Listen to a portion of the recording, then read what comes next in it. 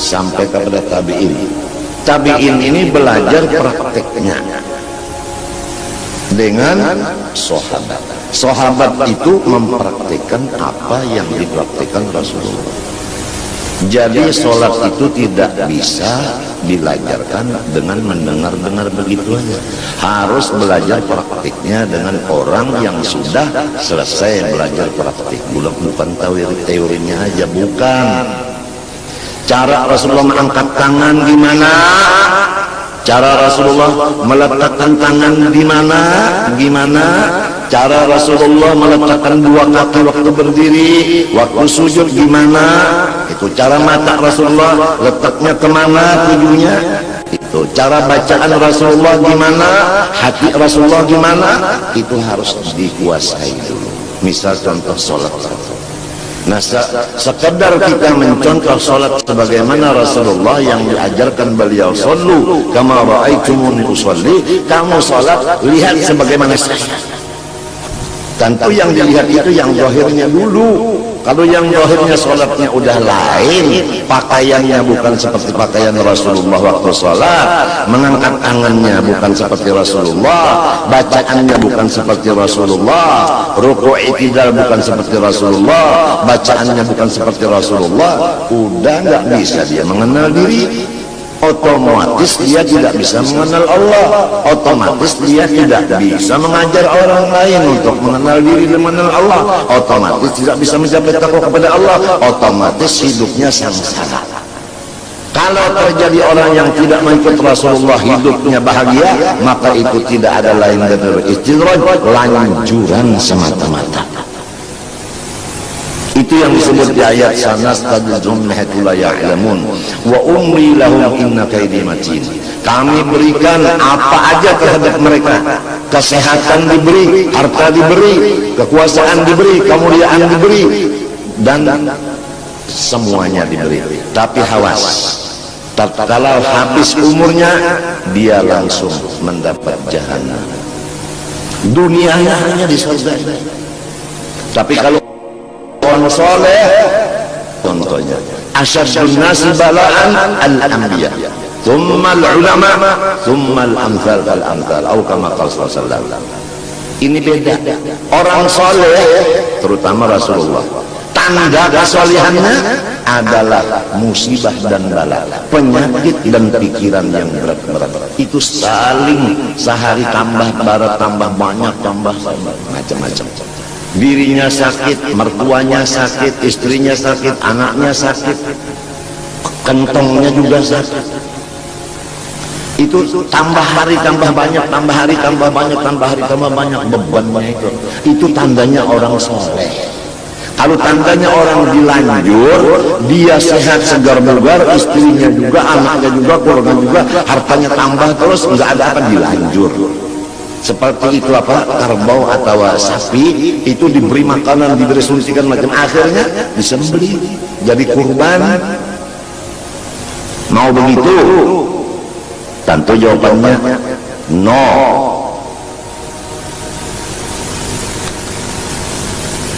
Jadi jangan berbahagia, berbangga orang yang sehat, karena banyak kesehatan itu yang menjadikan lanjuran. Dan jangan bersedih orang yang sakit, karena di sakit situlah dekatnya kepada Allah. Manusia berbicara seenaknya karena dia belum sakit. Coba kalau dia sakit gimana? Apa sanggup bicara begitu?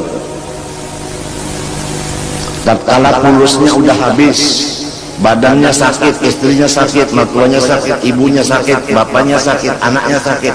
Di sini ketahuan apakah dia hamba Allah ataukah dia hamba nafsu. Marah enggak? Sabar enggak? Ridho enggak? Nah, di sini. Jadi kalau orang itu ibadah dapat bala musibah, orang yang tidak ada ibadah itu Masya Allah meningkat keduniaannya. Kadang-kadang akhiratnya juga meningkat pada lahirnya, tapi hakikatnya ibadah yang begitu meningkat itu dasarnya bukan ikhlas karena Allah. Dia tertipu dengan tipuan yang berjuta-juta tipuan di dalam ibadah. Jadi ujar Bang Napi, waspadalah, waspadalah, waspadalah. Mudah-mudahan kita sekulawarga diselamatkan Allah dari gurur, daripada tertipu. Mudah-mudahan Allah menyelamatkan kita daripada tertipu. Tertipu dengan ibadah, tertipu dengan kesehatan, tertipu dengan kekayaan, tertipu dengan pengikut, tertipu dengan macam-macam kesehatan dan lain-lain. Allahu Akbar. Kebanyakannya umat tertipu ini dua. Pertama sehat badan, yang kedua tidak ada kerjaan. Kalau kita sibuk dengan kerjaan, insya Allah bisa selamat. Kalau kita sakit, insya Allah banyak selamat. Tapi kalau sehat dan banyak waktu yang kosong, disinilah banyaknya tertipu. Ni'matan maghbunun fiha katsirun minan nas as-sihha wal faragh, kata Rasulullah. Dua nikmat Allah yang 99% manusia tertipu dengan dua itu. Satu, sehat badan. Dua, lapangan, kelapangan. Tapi kalau orang sempit, kalau orang sakit, biasanya ya Allah, ya Allah, ya Allah, begitu. Kalau udah lapang, kalau sudah sehat, jarang. Mungkin ya Allah, ya Allah, mungkin ya. Waspadalah, waspadalah. Masya Allah, Masya Allah. Lihat kalau kata-kata orang soleh, tatkala dapat musibah dirinya atau istrinya atau anaknya, apa yang dikata orang soleh?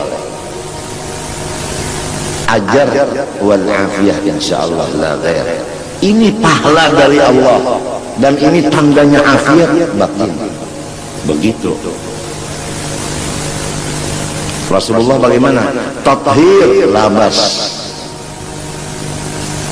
Penyakit dan bala musibah ini penyuci, pensuci, tidak ada lain. Titik kata Rasulullah.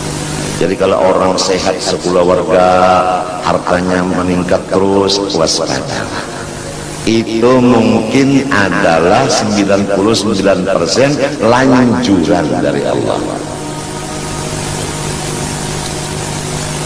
Tapi kalau orang sakit, kantongnya sakit, badannya sakit, istrinya sakit, anaknya sakit, aduh, syukurlah kepada Allah, karena Allah membersihkan.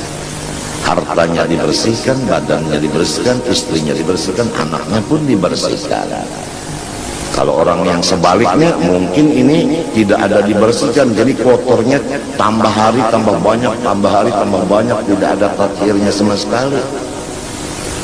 Darah itu juga kalau tidak dicuci kotor, matinya ada cuci darah. Tapi kalau sudah dicuci itu segar. Kemarin belum dicuci darah, segar. Alhamdulillah hari ini kawal bermamai. Semalam ulun belum bercuci hari Ahad, senayan cucinya baba uyuh benawak, inya kotor belum diberasi, udah diberasi Sabtu, minggunya sehat. Jadi memang pensuci itu penting. Pensucinya itu adalah bala. Coba Andika tusuk dua jarum yang besar dua di sini, 5 jam begini aja nggak boleh bergerak-gerak posisinya. Rasakan 5 jam, seminggu 2 kali rasakan. Bagaimana? Ini cara Tuhan membersihkan, yaitu dengan ujian begitu. Kadang-kadang menusuknya lepas lagi, yang menusuk karena takut atau karena yang disusuk cantik. Yang menusuk ini terpengaruh dengan kecantikannya, apalagi yang disusuk ini senyum seperti senyum Pepsodent. Nah, siji luru telu papat limo 6 peto. Yang ke-8, yang ke-9 baru dapat ditusuk. Subhanallah. Yang menusuk enak, yang disusuk lasa lenyap. Itu seminggu 2 kali, masya Allah, masya Allah. Kalau yang lain-lainnya ketawa terus, gitu terus, karena dia tidak dirasakan. tidak dirasakan tanda-tanda orang soleh di dirinya, dia dilanjur oleh Allah. Sanastadrijuhum min haitsu la ya'lamun wa umli lahum innaka